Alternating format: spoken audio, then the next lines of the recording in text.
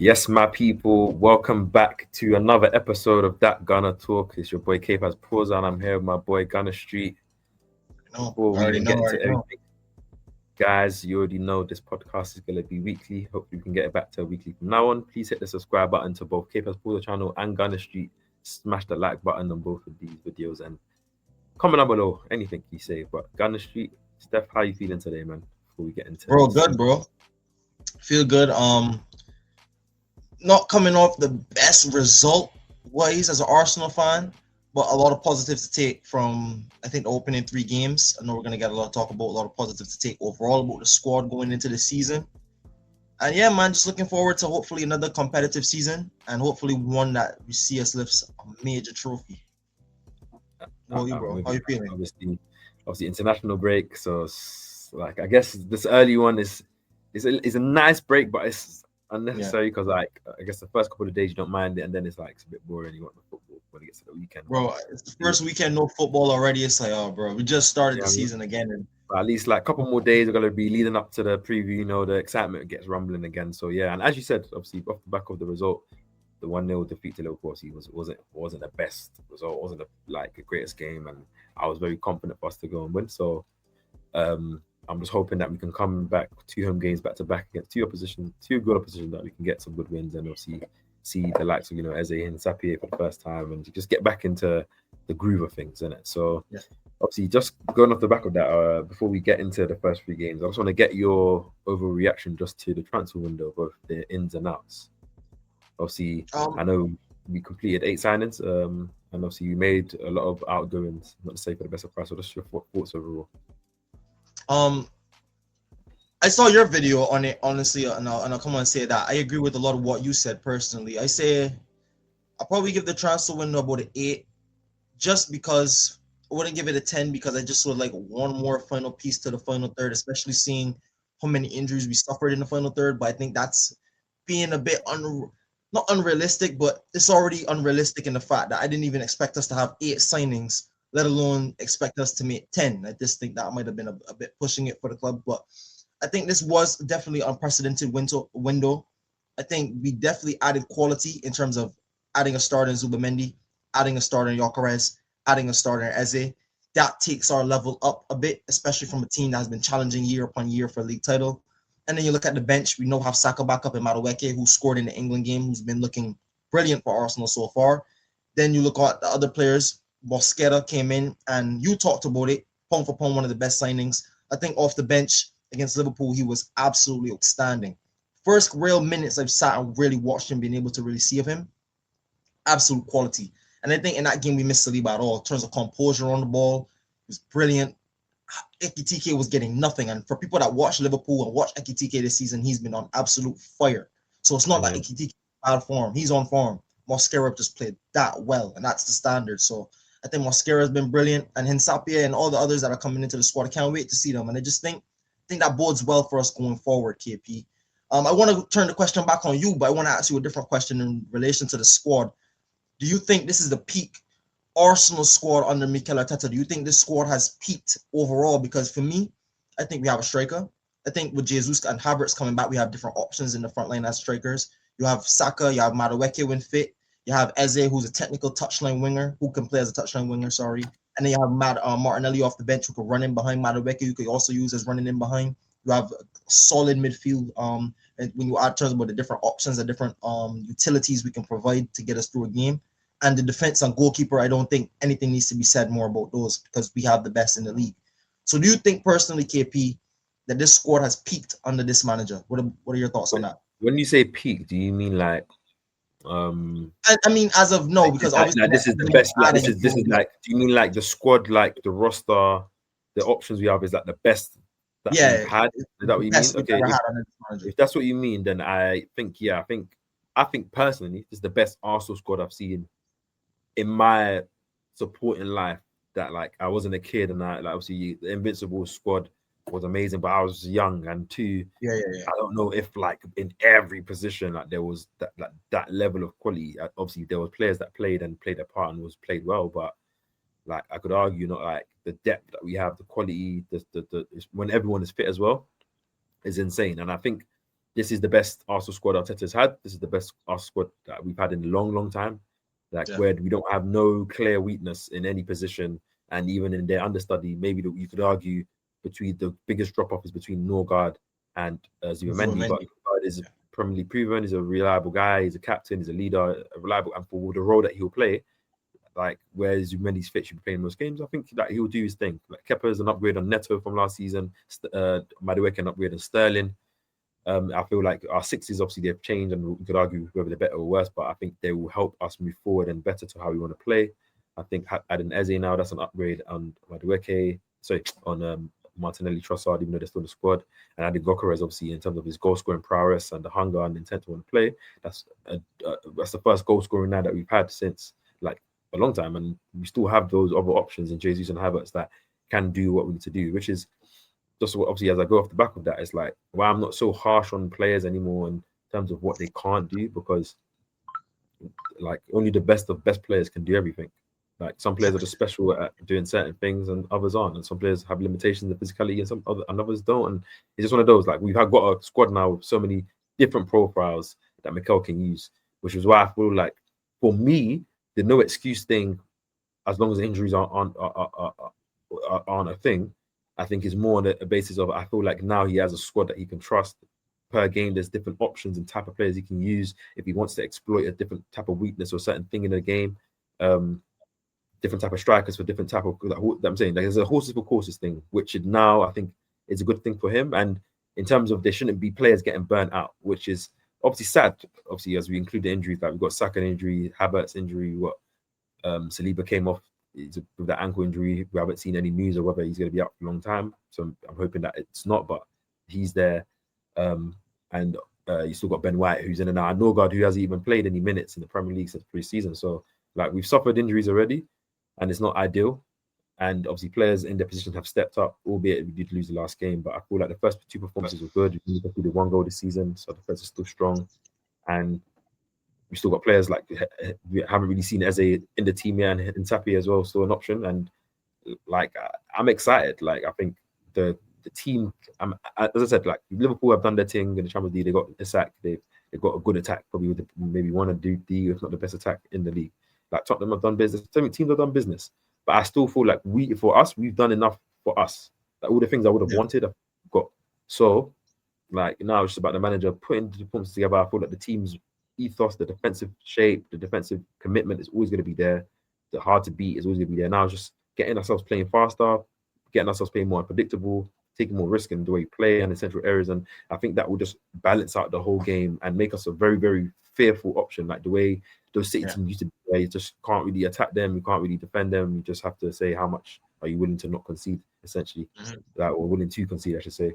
So I'm not saying we're there yet, but I feel like this team has the opportunity to get there because of everything. Where you can't really highlight a weakness. Maybe you can say, oh, Eze isn't a natural left winger, or oh, Saka has an injury, or you can say injuries, or you can say Eze, but you're not saying Eze is a bad player. Like Eze plays naturally off the left-hand side for his team for the last couple of years. So obviously, ideally, he's a 10, and I would love him in those central areas. But like he can still drift off there. So I'm confident I'm confident we have the team to win the league, and I'm confident we also have a team that can compete in the other domestic trophies properly as well. Like, and where we don't have to play our starting lineup in every single game, in every single competition, every single time. So that's where I'm at, man. Like, would you say the squad has given you the confidence to feel like we can go for what we want to at the end of the day, or what would you say that the squad? What does the squad leave you now that the window's shut? We know what we have. Absolutely, I'm very confident with the squad we've assembled. The only thing I'm not confident about is when I've been mentioning it all summer, bro, is that these injury relapses are gonna do us damage. We have so many. I said it even before Havertz got injured, Norgard got injured. Any of these but I said it before the injuries happened. I can see relapses coming from a mile away because one, these guys are important. These guys are going to want. We have a serious start to the season, so you're going to have to play some of your key guys, even if they're not 100% up to speed. And getting them up to speed might be a task. But then, how are you not going to tell Saka not give his all? How are you going to not tell Gyökeres, whoever, not give their all when they're going up against United away, Liverpool away? Like these are massive games on our calendar season, and your big players are going to want to be a part of those games. And to have us, play City at home, Forest at home, we have Champions League starting. It's not an easy start to the season. So navigating this with the squad we have, I think that puts us in the best position because, like I talked about, Mascara came in for Saliba, who we saw what happened in the 22-23 season. We lost Saliba. We got cooked against City when we went to the Etihad. I'm not really fearful of that this season. And we're still going up against City, but yes, at home, but still, I'm still confident that we can do that. I was confident going into the Liverpool game, even with Saliba came off. I was still confident we could win the game. Same. I'm looking at Saka. I don't know when Saka's coming back. We still don't have a clear timeline. We say a few weeks, but that could mean anything. And then we have Madueke, who I thought against Liverpool was our best attacking outlet. I don't mind him coming in. So as an overall squad, they give me confidence. It just can't be that our second string guys are not picking up the injuries on top of our first string guys, because we were seeing some of that last season. So which is why period. Which is why I like the fact now I think in every position in the attacking area we have 3 guys in each position. Eze, Trossard, and Martinelli on the left, Gyökeres, Havertz, Jesus, and then Saka, Madueke, Darman. And which is why now obviously it will be hard if Madueke picks up an injury and we have to now rely on Darman. Obviously I'm pretty sure Wanyeri will have probably some say in playing on the right hand side as well. But it's there's options now. We're not having to shift the CDM or not CDM, a number 8 into strike, or another player right wing, or play a CDM right back because we have no right backs and stuff. We seem to have kind of covered with players that can play multiple positions. Like we've seen Mascara being used right back sometimes as well. That leaves them as an option there. We've got 3 left backs now. We've got 3 left centre backs. We've got potentially 3 right centre backs. We put White or Timber there as well behind Mascara and Saliba. You got 3 6s with Rice and Zubamendi and Norgard. You got 8s all over the park, 10s all over the park, strikers all over the park, wingers all over the park. This is what we need now, which is why, even in the earlier season, they still won a game until I think, obviously Champions League starts. Was it next week? Is it next week or the week after? I think 16th. Yeah, I think right after Forest. I think we go straight. 10 days time. I think we have. So after the Forest game, the week up. So I think already we're gonna have the 3 games a week now. So we're going to see more minutes with Darnham and more of these guys. I think Mikel in the early stages, luckily we're not facing any of the big Champions League teams like Bayern Munich and those Atletico Madrid, those games that we would have had early. So we can kind of rotate our squad, in my opinion. That there should be enough minutes for everyone to kind of play. Like Gyökeres play strike, you either use a Trossard or a Martinelli there. And then whoever doesn't play strike, you use them left wing and you just kind of use it like that.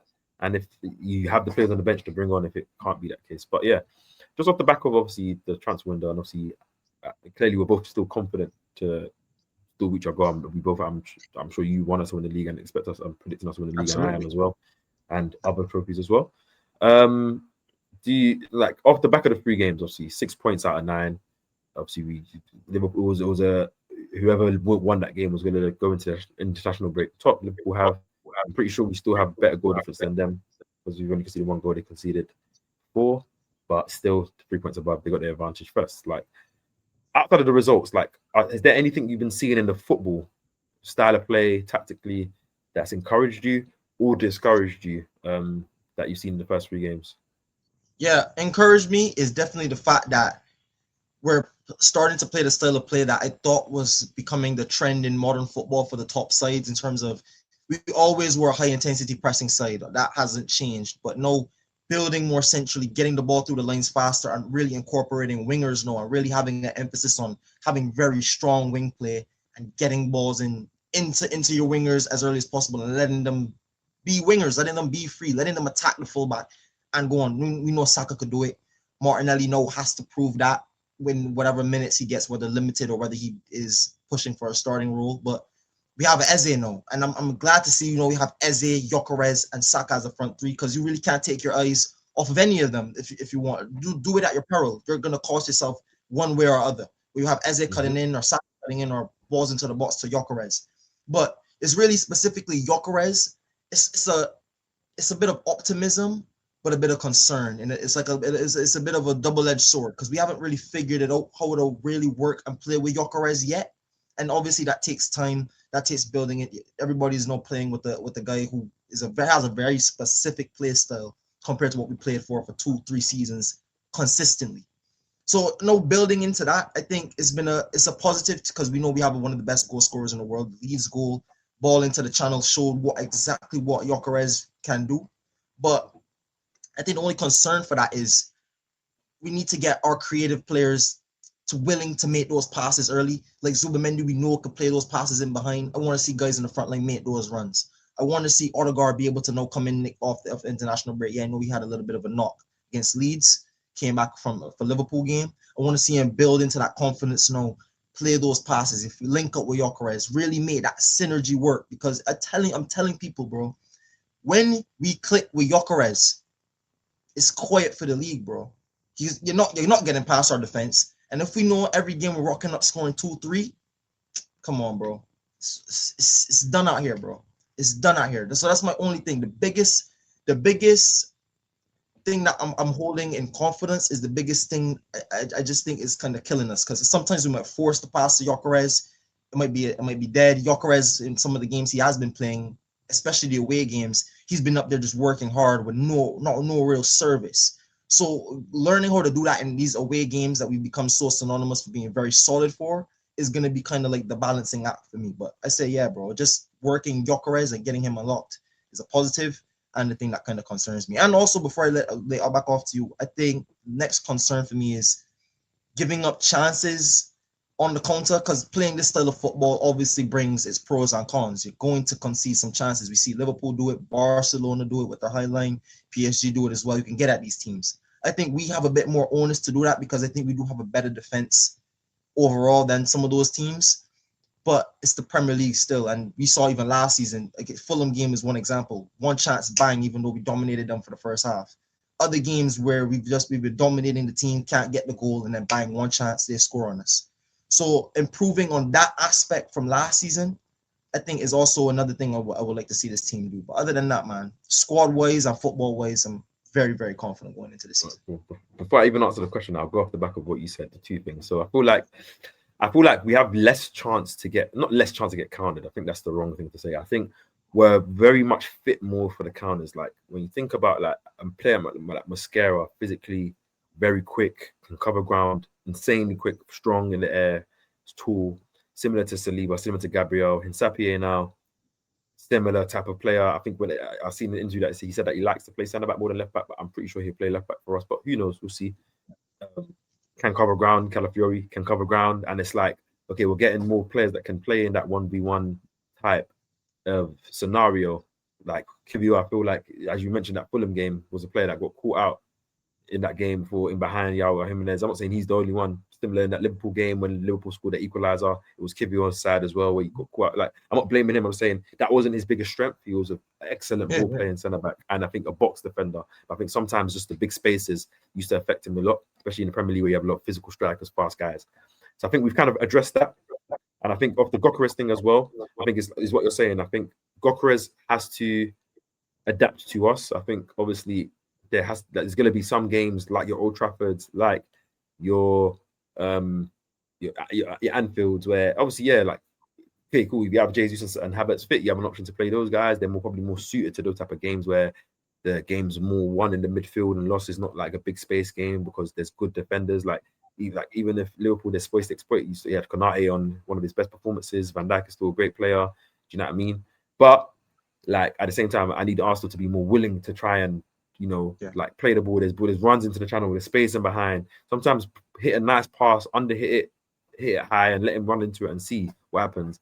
Like these players, but it's both things. Like I was watching the Liverpool game, Martinelli, Gyökeres, they got to be willing to make those runs when the players are on the ball. Give them something to play, and when you make that run and they don't play, go to them and say, "Fam, I'm making a run. The space is there. Play me." And do you know what I mean? It's got to be one of those. And if that's or even the way the first run, go open up the second run. And